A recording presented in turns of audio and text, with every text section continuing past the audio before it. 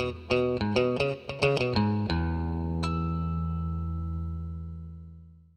everyone, and welcome to another one of our videos. Today I'm going to be working on my Mercedes W140 S-Class, and in this video I'm going to show you how to replace the lower ball joints. I have a steering vibration right now in the range of 50 to about 65 miles an hour. Depends a little bit on road conditions, but after checking over the front end, lower control arm bushings on this car look good and pretty new. I haven't replaced them, but I think that they're newer replacements. Upper control arm bushings look the same. Upper ball joints, I replaced the boots on those and they felt really nice and tight. So the only things that I really suspect that look kind of tired and worn out on the suspension system are the lower ball joints and the steering stabilizer. So I'm going to show you in this video how to replace the lower ball joints, and in another video how to replace the steering stabilizer, so stay tuned for that. But today, I'm going to show you how to install these. These are limb order. The OEM part number is 140 333 0327. Might be different ones depending on the production date of your vehicle. And then the limb order part number looks like it's 1074102 and then 009 at the end. So these ball joints are really simple. If you're familiar with other Mercedes, they probably look very familiar. You see them a lot on E-Classes. 211 E-Classes have a very similar, if not identical, ball joint design. And there's some other ones that use a similar design as well. So you basically have the ball joint up here, housing, and then the connecting stud portion of it with a dowel pin. I'm going to show you under the car where it is, how to get to it, how to take it off, and all of that. So I'm going to run over to the car, set up the camera, and show you what we're working with. Alrighty, I'm now here under the car. I apologize for any shaky camera work, but I'm doing this one-man job, one-handed.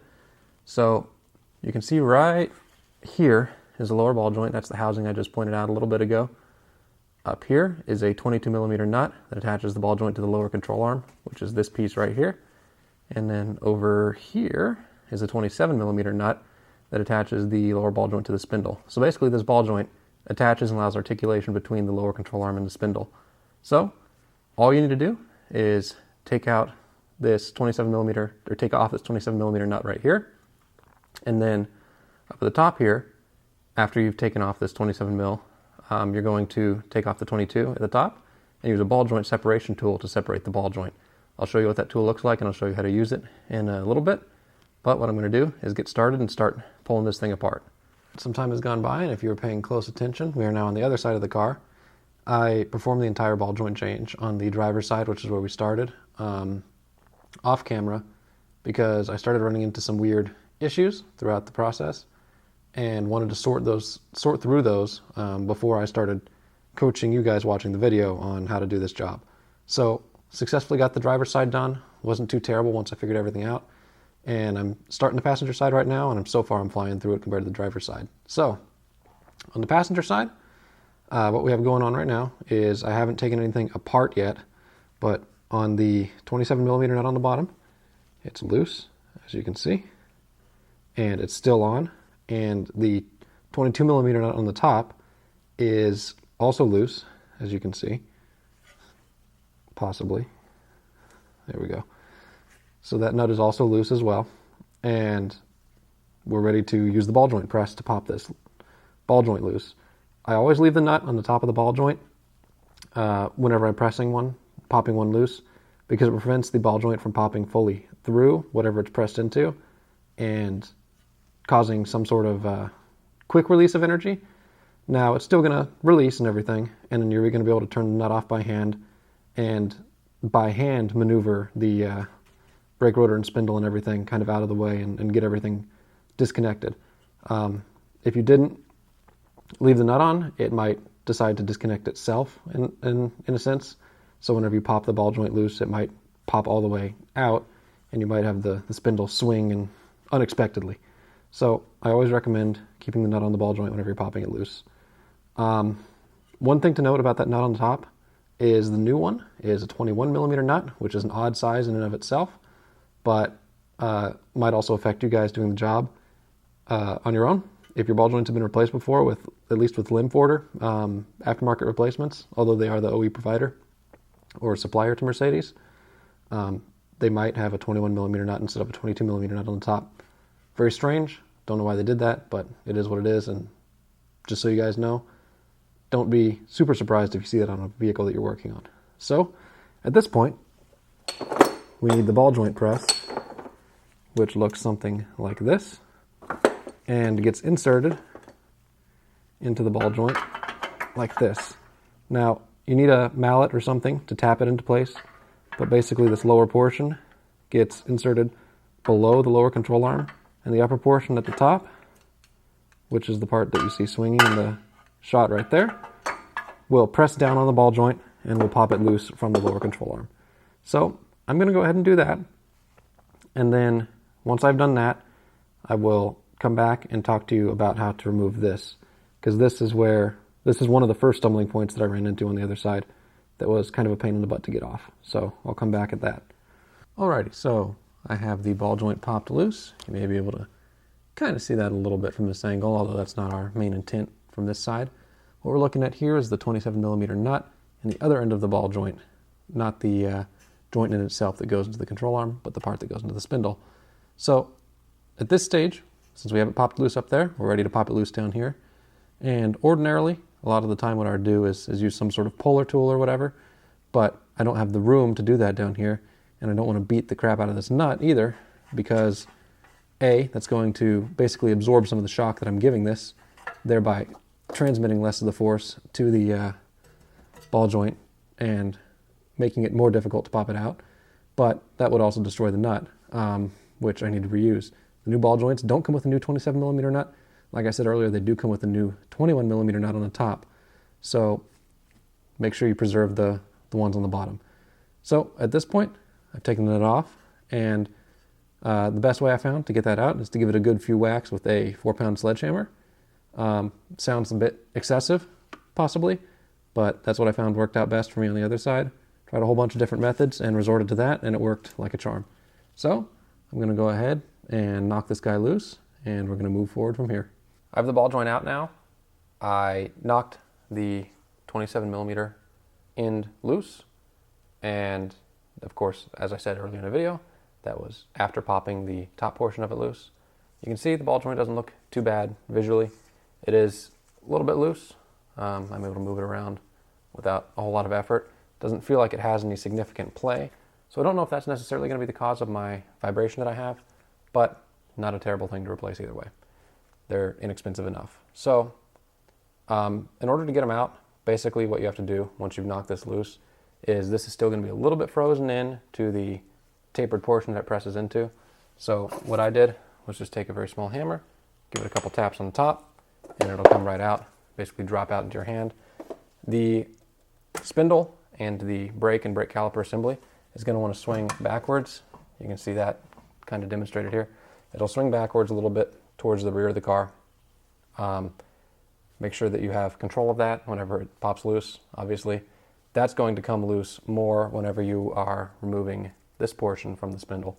So just something to keep in mind there. Now, if you have trouble getting the two ends of this kind of out and getting this portion out of the spindle before you pop this portion out of the lower control arm, what you may want to do is take a pry bar, something along these lines, stick it in the spring here, rest it on the top of the spindle, up kind of where you can see it at the very top of the screen, and pry down on the whole assembly. That should give you enough, or should align everything properly, such that the tapered portions, specifically this one, will slide out without a whole lot of effort. And then again, you give that a couple taps on the top and it'll pop out no problem. So at this point, once we have the old ball joint out, we're ready to install a new one. So to begin with, I'm going to grab it off of my workbench and start with the upper portion, so the portion that goes into the lower control arm. One thing to note about that, whenever we're reinstalling it, and I'll kind of explain it right now, and then I'll show you what it looks like after we've threaded that portion in. You're going to slip it into the lower control arm, and you're going to put the nut on, and you're going to tighten the nut, tighten, tighten, tighten, tighten, and at a certain point, the ball joint will actually start spinning in its socket. There's a 5mm hex at the top that you can stick an Allen key into and prevent it from spinning. That's something that's very key to know. Pretty much any ball joint is going to be like this, at least any ball joint of this design. Similar things like tie rod ends are also kind of this designed the same way. But once I've gotten that tightened down a fair amount, just enough to where the whole housing doesn't kind of wallow around anymore, that's where I'm going to come back and show you kind of how to align this, or talk you through how to align this, because that is the second really tricky portion of installing these guys. So once I have the upper portion installed and tightened down a little bit, I'll come back and talk to you about this portion. Okay, so we are here underneath the vehicle again, and you can see I have the ball joint tightened down up here at the top, and it is through the lower control arm right now.